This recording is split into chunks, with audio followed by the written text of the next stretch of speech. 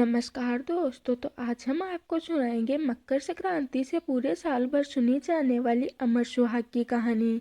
यह कहानी पूरे 12 महीने तक सुनी जाती है। एक नगर में एक ब्राह्मण ब्राह्मणी थे। उनके 5 बेटियां थी।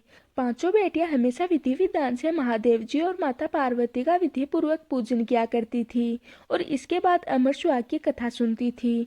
पूजा के समय चारों बेटियां जो दीपक जलाती वो पूजा के पूर्ण होने तक जलता रहता, परंतु पांचवी बेटी का दीपक कहानी सुनने से पहले ही बड़ा हो जाता था। यह देखकर पांचवी बेटी को चिंता होने लगी, माँ की मेरी सभी बहनों का तो दीपक जलता रहता है, मेरा दीपक ही हमेशा क्यों बड़ा हो जाता है।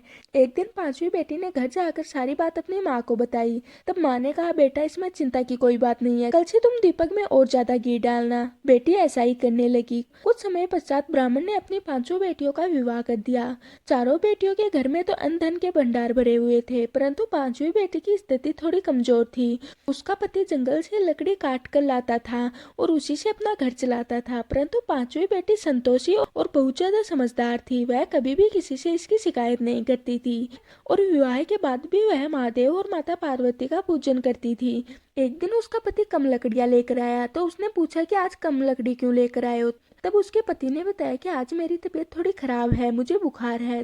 दूसरे दिन लड़की ने पति से कहा कि आज आपकी तबीयत ठीक नहीं लग रही, तो आज मैं भी आपके साथ चलूंगी। इसके बाद वह सास ससुर से आज्ञा लेकर पति के साथ जंगल में चली गई। जंगल में पति की तबीयत खराब हो गई और उसकी मृत्यु हो गई। तब वह जंगल में अकेली थी और कोई मदद के लिए भी नहीं था। वह अपने पति का सिर गोद में रखकर विलाप करने लगी और रोते रोते ही शिव पार्वती को पुकारने लगी। बोली, हे महादेव, हे माता पार्वती, मैंने सदैव आपका ध्यान पूजन किया है, आपके सिवा मेरा कोई नहीं है।